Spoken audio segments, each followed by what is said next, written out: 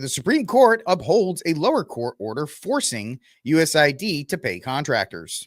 Coming in from the Supreme Court, I want to get straight over to CNN's Caitlin Polans, who's pulling together the details from us. And this has to do with President Trump's moves to freeze foreign aid. Caitlin, what's happened? Yeah, Kate, what had happened in the Trump administration is they turned off money going to nonprofits and contractors. By the way, I'm convinced this person is a man. Foreign aid, people that were working with the organization USAID, the agency that the Trump administration was trying to shut down. And what the Supreme Court, what Trump wanted to do is he wanted a green light from the Supreme Court to keep that money shut off. It's being litigated at the trial level courts far below the Supreme Court. And what the Supreme Court just said is, we're not going to do that. We need the lower court to figure this out.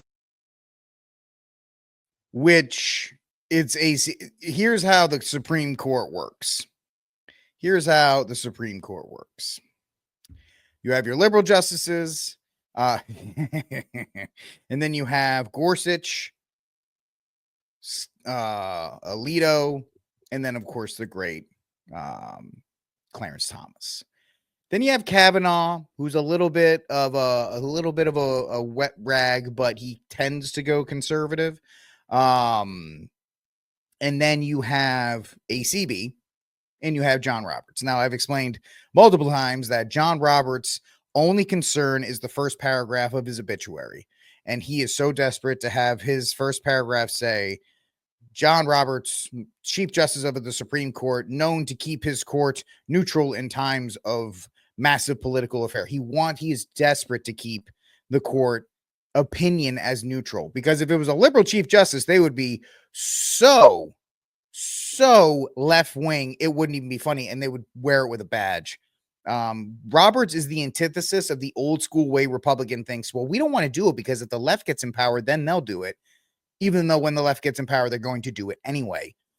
So he is the feckless, spineless leader of the Supreme Court. Of course, thank you, George W. Bush, for him.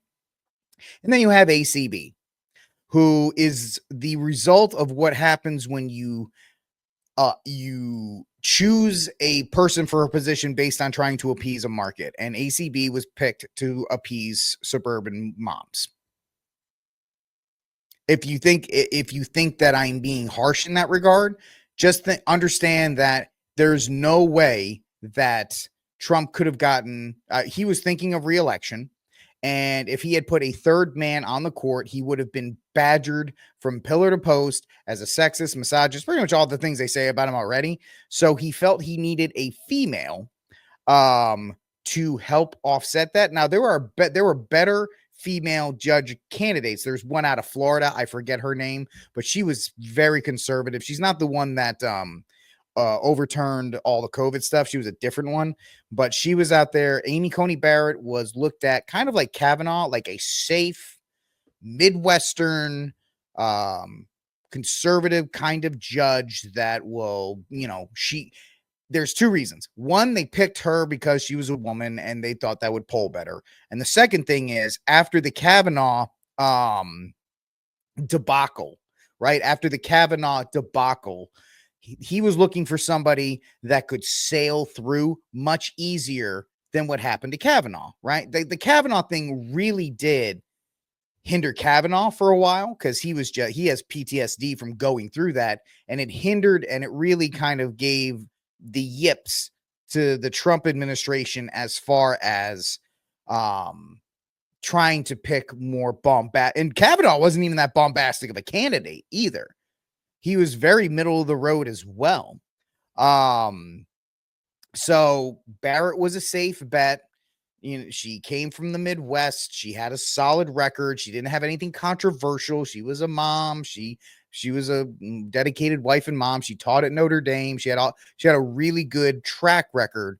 And so that's why I believe she was picked, because she would sail through a lot easier than somebody like a Clarence Thomas or an Alito or somebody that's more fundamental when it comes to the Constitution. And it's very interesting. The court is kind of getting tired of her already. And I don't mean that in a negative way. Maybe I do. So this is from Chief Justice, not Chief Justice. This is from Scalia, not Scalia. Is it from Scalia? No, it's from Alito. I don't know what I'm doing. And I say that often, so it's not. So this was Alito's dissenting opinion.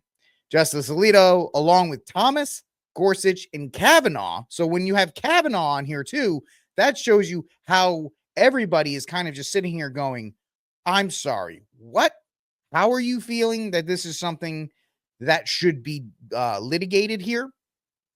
And it's, let's see, does a single district court judge who likely lacks jurisdiction have unchecked power to compel the government of the United States to pay out and probably lose forever $2 billion taxpayer dollars?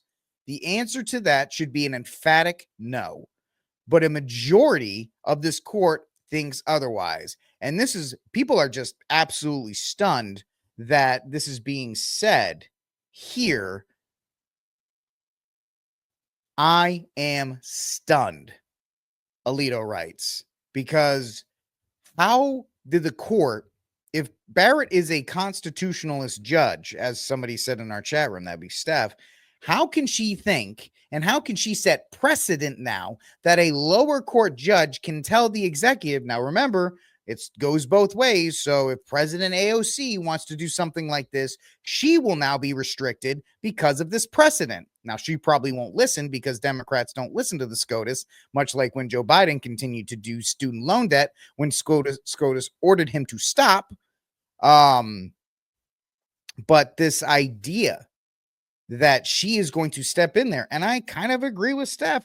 I don't know if ACB was given the job by Trump. I don't know if she likes him. I wouldn't be shocked if she doesn't like Trump. People were trying to highlight videos of her looking at Trump at the State of the Union in some kind of mean way or whatever the case may be. Now, as far as this question, does this mean that Trump only has to pay out the money that was already spent by the NGOs, or does he have to keep the pipes flowing until it goes to trial? I don't, let's see if the NPR article tells us anything. Excuse me. I'm sorry. U.S. Supreme Court on Wednesday reined in some of the Trump administration's sweeping effort in a 5-4 vote. The justices left in place a lower court order that so far has only required the Trump administration to pay contractors for foreign aid work that has already been completed. So that's the answer, Crotchety. Any work that's been done, they have to be paid for. Nothing future, no future contracts that are being done there. So if that answers your question, I hope it does. The idea that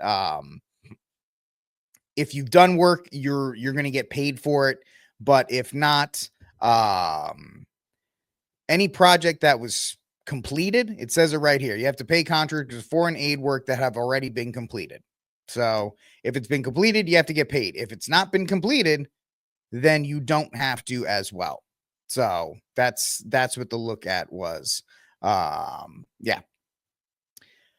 All right. So very interesting to see that Amy Coney Barrett is kind of making this decision for Trump and kind of a slap in the face to Trump. I don't know how this works going forward, but it's very interesting in that regard that the one person that stops Trump's momentum with USAID is a supposed Republican that he put in place. Now that is ironic. If you think, I guarantee you now, when Trump will get at least one SCOTUS nominee in these 4 years. He ain't picking a woman. He ain't picking a woman. I absolutely guarantee you he's not picking a woman for the next SCOTUS.